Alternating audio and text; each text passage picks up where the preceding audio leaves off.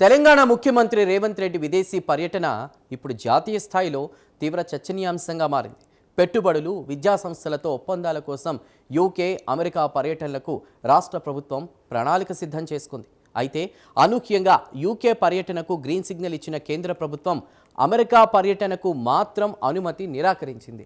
Protocol నిబంధనల మేరకే ఈ నిర్ణయం తీసుకున్నామని కేంద్ర విదేశాంగ శాఖ చెబుతుండగా దీని వెనుక ఖచ్చితంగా రాజకీయ కారణాలు ఉన్నాయని తెలంగాణ అధికార పక్షం ఆరోపిస్తోంది. పర్యటన నిర్వహిస్తున్న పదవి ఉద్దేశానికి తగినట్లుగా ఉండాలన్నటువంటి విదేశాంగ శాఖ వ్యాఖ్యల వెనుక అసలు అర్థం ఏమిటన్నది ఇప్పుడు ఆసక్తికరంగా మారింది. ఒకేసారి రెండు దేశాల పర్యటనకు అనుమతి కోరితే ఒకదానికి ఇచ్చి మరోదానికి ఎందుకు నిరాకరించారన్న ప్రశ్నలు ఉత్పన్నమవుతున్నాయి. అసలు ముఖ్యమంత్రుల విదేశీ పర్యటనలకు కేంద్రం అనుమతి ఇచ్చే ప్రక్రియ ఎలా ఉంటుంది? గతంలో ఇతర రాష్ట్రాల ముఖ్యమంత్రుల విషయంలో అనుసరించినటువంటి ప్రమాణాలే ఇప్పుడు పాటించారా లేదా అన్నది విశ్లేషించాల్సిన అవసరం ఉంది. ఈ వివాదం కేంద్రం వర్సెస్ తెలంగాణగా మారుతున్న నేపథ్యంలో అసలు వాస్తవాలేంటో ఇవాల్టి బర్నింగ్ ఇష్యూలో మనం విశ్లేషిద్దాం.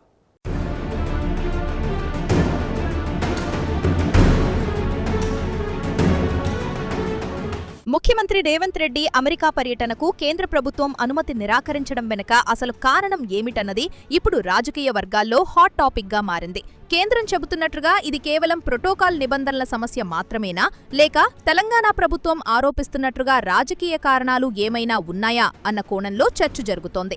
సాధారణంగా రాష్ట్రాల ముఖ్యమంత్రులు విదేశీ పర్యటనలకు వెళ్లినప్పుడు కేంద్ర విదేశాంగ శాఖ నుంచి ముందస్తు అనుమతి తీసుకోవడం తప్పనిసరి. ఈ క్రమంలోనే తెలంగాణ ప్రభుత్వం యూకే, అమెరికా పర్యటనల కోసం దరఖాస్తు చేసుకుంది. అయితే యూకే పర్యటనకు ఎలాంటి అభ్యంతరం చెప్పని కేంద్రం అమెరికా పర్యటనకు వచ్చేసరికి మాత్రం బ్రేక్ వేసింది. పర్యటన నిర్వహిస్తున్న పదవి ఉద్దేశానికి తగినట్లుగా ఉండాలి అన్న విదేశాంగ శాఖ వ్యాఖ్యలు ఇప్పుడు తీవ్ర దుమారం రేపుతున్నాయి. సీఎం ప్రతిపాదించిన అమెరికా పర్యటనలో ఏ అంశం నిబంధనలకు అనుగుణంగా లేదని కేంద్రం భావించిందన్నది స్పష్టంగా బయటకు రాలేదు. రెండు పర్యటనల మధ్య కేంద్రం గుర్తించిన కీలక వ్యత్యాసం ఏమిటన్నది కూడా అధికారికంగా వెల్లడి కాలేదు. దీంతో ఈ వ్యవహారంపై రకరకాల ఊహాగానాలు వినిపిస్తున్నాయి. కేంద్రం ఉద్దేశపూర్వకంగానే ముఖ్యమంత్రి పర్యటనను అడ్డుకుందని కాంగ్రెస్ శ్రేణులు మండిపడుతున్నాయి.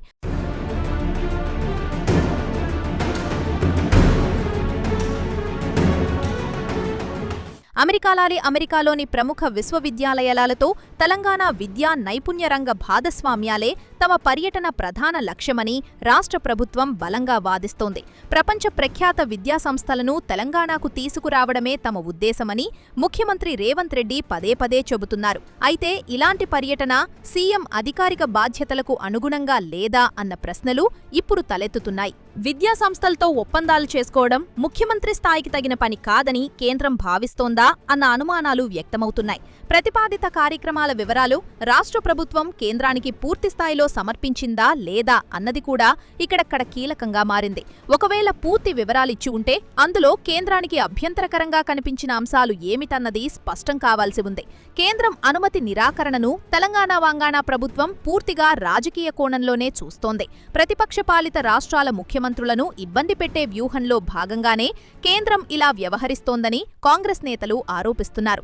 అయితే ఈ ఆరోపణలకు రాష్ట్ర ప్రభుత్వం వద్ద ఉన్న నిర్దిష్ట ఆధారాలు ఏమిటన్నది కూడా చర్చనీయాంశంగా మారింది. విదేశాంగ శాఖ చెబుతున్న నిబంధనలు ఏమిటి? తెలంగాణ ప్రతినిధి బృందం ఏ నిబంధనను ఉల్లంఘించిందో కేంద్రం స్పష్టంగా వెల్లడిస్తే తప్ప ఈ వివాదానికి తెరపడే అవకాశం లేదు.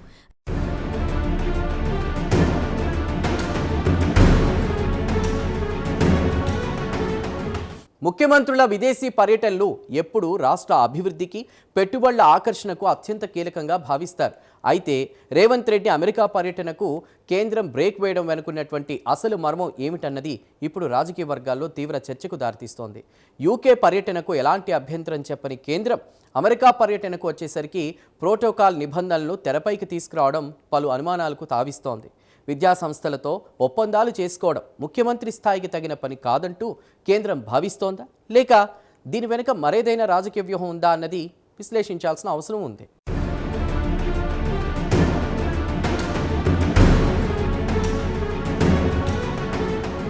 అమెరికా పర్యటన రద్దయినా అధికారుల బృందం విశ్వవిద్యాలయాలతో చర్చలు, అవగాహన, ఒప్పందాలు కొనసాగించాలని ముఖ్యమంత్రి రేవంత్ రెడ్డి ఆదేశించడం గమనార్హం.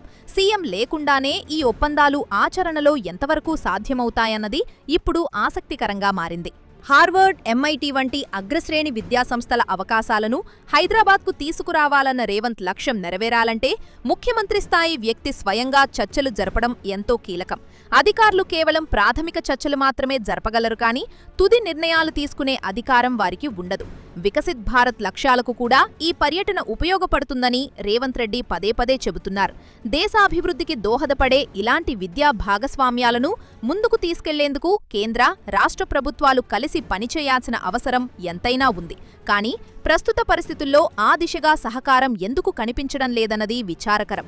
కేంద్రం నిర్ణయాన్ని గౌరవిస్తూ అమెరికా వెళ్లకుండా లండన్ నుంచి తిరిగి రావాలని రేవంత్ నిర్ణయించడం ద్వారా వివాదాన్ని మరింత పెంచకుండా జాగ్రత్త పడుతున్నట్లు కనిపిస్తోంది. అదే సమయంలో కేంద్ర నిర్ణయాన్ని రాజకీయంగా ప్రజల ముందుంచే వ్యూహం కూడా ఇందులో దాగి ఉందన్న విశ్లేషణలు వినిపిస్తున్నాయి.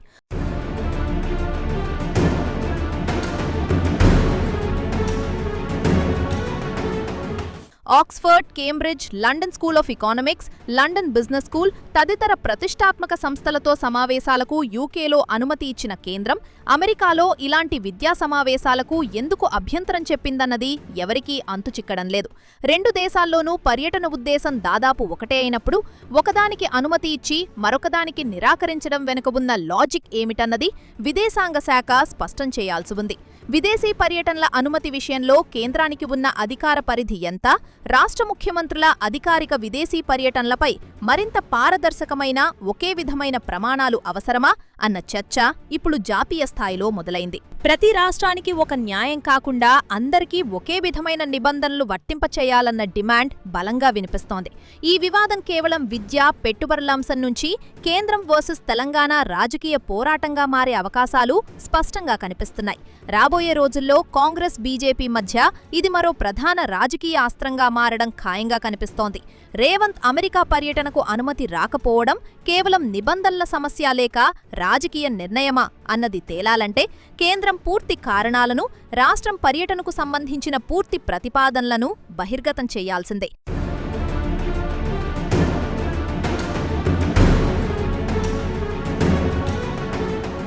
కేంద్ర, రాష్ట్ర ప్రభుత్వాల మధ్య సమన్వయం లోపించడం వల్లే ఇలాంటి వివాదాలు తలెత్తుతున్నాయన్న అభిప్రాయం వ్యక్తమవుతోంది.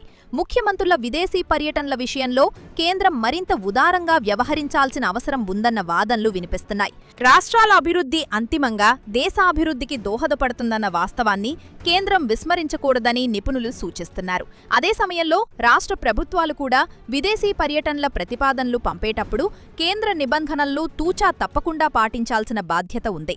పర్యటన ఉద్దేశం, షెడ్యూల్, కలుసుకోబోయే వ్యక్తుల వివరాలు అన్నీ స్పష్టంగా ముందుగానే కేంద్రానికి తెలియచేయాలి. ఏమాత్రం అస్పష్టత ఉన్నా అనుమతులు నిరాకరించే అధికారం కేంద్రానికి ఉంటుంది. రేవంత్ రెడ్డి అమెరికా పర్యటన విషయంలో రాష్ట్ర ప్రభుత్వం పంపిన ప్రతిపాదనల్లో ఏవైనా లోపాలు ఉన్నాయా అన్నది కూడా పరిశీలించాల్సి ఉంది. ఒకవేళ లోపాలు ఉంటే వాటిని సరిదిద్దుకుని మళ్లీ దరఖాస్తు చేసుకునే అవకాశం రాష్ట్రానికి ఉంటుంది. కానీ ఈ వ్యవహారాన్ని పూర్తిగా రాజకీయ రంగు పులమడం వల్ల అసలు లక్ష్యం పక్కదారి పట్టే ప్రమాదం ఉంది. విద్యా సంస్థలతో ఒప్పందాలు చేసుకోవడం ద్వారా రాష్ట్ర యువతకు మెరుగైన అవకాశాలు కల్పించాలన్న ప్రభుత్వ ఉద్దేశం నెరవేరాలంటే కేంద్ర, రాష్ట్రాలు కలిసి పనిచేయక తప్పదు.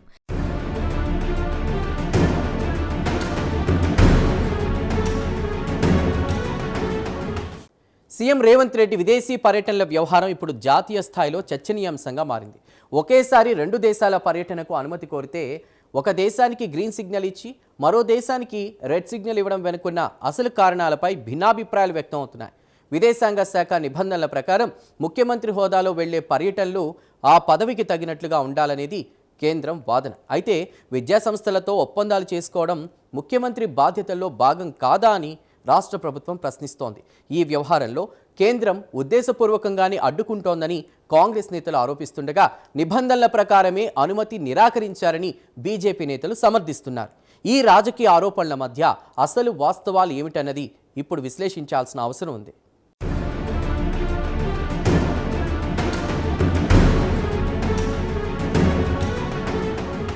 కేంద్ర కేంద్ర విదేశాంగ శాఖ అనుమతి నిరాకరణకు చెప్పిన కారణాలను నిశితంగా పరిశీలిస్తే పలు ఆసక్తికర అంశాలు కనిపిస్తాయి. పర్యటన ఉద్దేశం ముఖ్యమంత్రి పదవికి తగినట్లుగా ఉండాలన్న నిబంధనను కేంద్రం ప్రధానంగా ప్రస్తావించింది. అంటే అమెరికాలోని విశ్వవిద్యాలయాలతో చర్చలు జరపడానికి ముఖ్యమంత్రి స్థాయి వ్యక్తి వెళ్లాల్సిన అవసరం లేదని కేంద్రం భావించిందా అన్న ప్రశ్న తలెత్తుతోంది. విద్యాశాఖ మంత్రి లేదా ఉన్నతాధికారుల బృందం వెళితే సరిపోయే కార్యక్రమానికి ముఖ్యమంత్రి వెళ్లడం ప్రోటోకాల్ నిబంధనలకు విరుద్ధమని విదేశాంగ శాఖ అధికారులు అంచనా వేసినట్లు తెలుస్తోంది.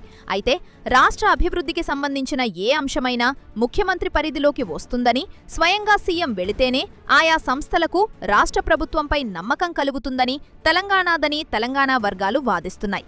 ఈ ప్రోటోకాల్ నిబంధనల అన్వయంపైనే ఇప్పుడు ప్రధానంగా వివాదం నడుస్తోంది.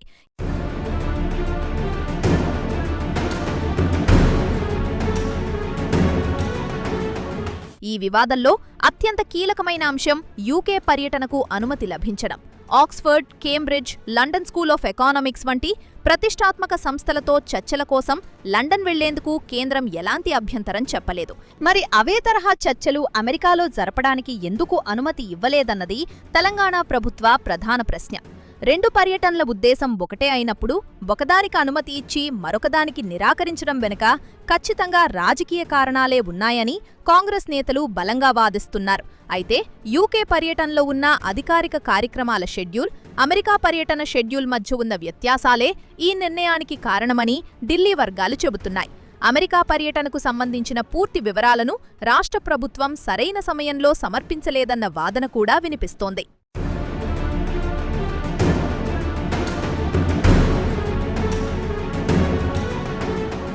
తెలంగాణలో ప్రపంచస్థాయి విద్యాసంస్థలను నెలకొల్పాలన్నది సీఎం రేవంత్ రెడ్డి ప్రధాన లక్ష్యంగా కనిపిస్తోంది. ఇందులో భాగంగానే హార్వర్డ్, ఎంఐటి వంటి అగ్రశ్రేణి విశ్వవిద్యాలయాల ప్రతినిధులతో సమావేశాలు ప్లాన్ చేశారు. రాష్ట్రంలో నైపుణ్యాభివృద్ధి కేంద్రాలు, స్కిల్ యూనివర్సిటీ ఏర్పాటుకు ఈ సంస్థల సహకారం అత్యంత కీలకమని రాష్ట్ర ప్రభుత్వం భావిస్తోంది. వికసిత్ భారత్ లక్ష్యాలకు అనుగుణంగానే తాము ఈ విద్యా భాగస్వామ్యాలను ముందుకు తీసుకెళ్తున్నామని సీఎం రేవంత్ రెడ్డి పదే పదే చెప్తున్నారు. ఇలాంటి నిర్మాణాత్మక కార్యక్రమాలకు కేంద్రం సహకరించకపోవటం రాష్ట్ర ప్రయోజనాలను దెబ్బతీయడమేనని తెలంగాణ మేధావి వర్గాలు సైతం అభిప్రాయపడుతున్నాయి. విద్య, ఉపాధి అవకాశాల కల్పనలో కేంద్ర, రాష్ట్ర ప్రభుత్వాలు సమన్వయంతో పనిచేయాల్సిన అవసరాన్ని ఈ పరిణామం గుర్తు చేస్తోంది.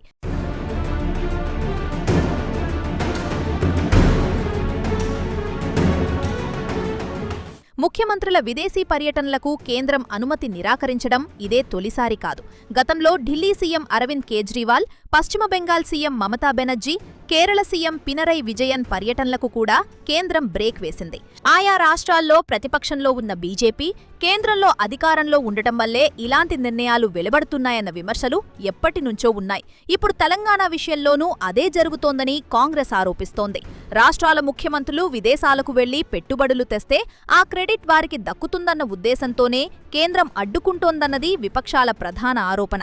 అయితే విదేశీ వ్యవహారాలు పూర్తిగా కేంద్రం పరిధిలోని అంశమని, దేశ ప్రతిష్ట, భద్రత, దౌత్య సంబంధాలను దృష్టిలో ఉంచుకునే అనుమతులు మంజూరు చేస్తారని బీజేపీ నేతలు కౌంటరిస్తున్నారు.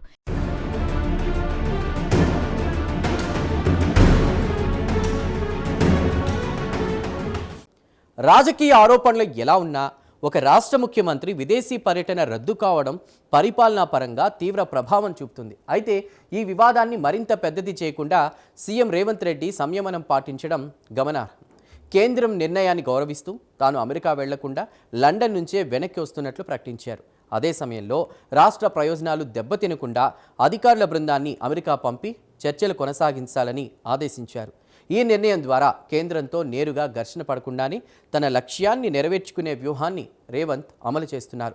భవిష్యత్తులో ఇలాంటి వివాదాలు తలెత్తకుండా ఉండాలంటే కేంద్ర, రాష్ట్ర ప్రభుత్వాల మధ్య మరింత మెరుగైన సమన్వయం అవసరం.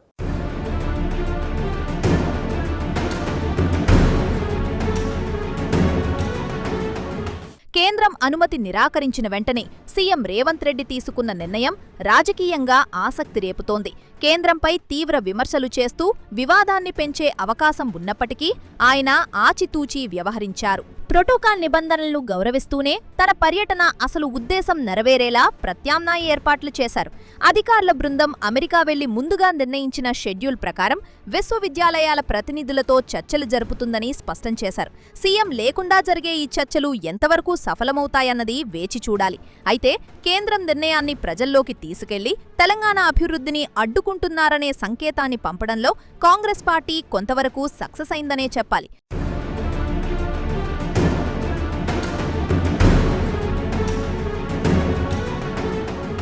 గతంలో ఉమ్మడి ఆంధ్రప్రదేశ్ ముఖ్యమంత్రులుగా పనిచేసిన చంద్రబాబు నాయుడు, వైఎస్ రాజశేఖర్ రెడ్డి పలుమార్లు అమెరికా పర్యటనలు చేశారు.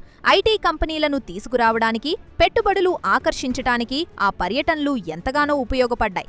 ఇతర రాష్ట్రాల ముఖ్యమంత్రులు కూడా తరచుగా విదేశీ పర్యటనలు చేస్తూనే ఉన్నారు. అప్పట్లో లేని ప్రోటోకాల్ నిబంధనలు ఇప్పుడు ఎందుకు అడ్డు వస్తున్నాయన్నది సామాన్యుల మదిలో మెదులుతున్న ప్రశ్న. పెట్టుబడుల ఆకర్షణ, విద్యాసంస్థలతో ఒప్పందాలు రాష్ట్రాల ఆర్థిక ప్రగతికి అత్యంత కీలకం. ఇలాంటి పర్యటనలను కేవలం ప్రోటోకాల్ కోణంలోనే చూడకుండా రాష్ట్రాల అభివృద్ధి కోణంలోనూ కేంద్రం పరిశీలించాల్సిన అవసరం ఉందన్న అభిప్రాయాలు వ్యక్తమవుతున్నాయి.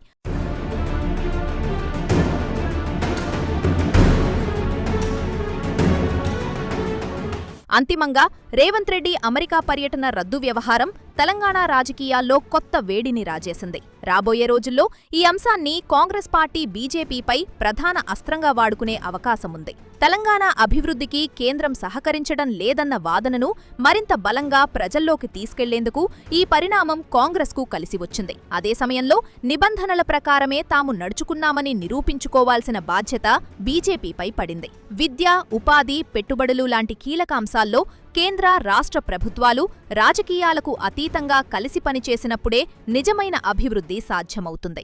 ఈ వివాదం ఇక్కడితో సద్దుమణుగుతుందా లేక భవిష్యత్తులో మరింత ముదురుతుందా అన్నది కాలమే నిర్ణయించాలి.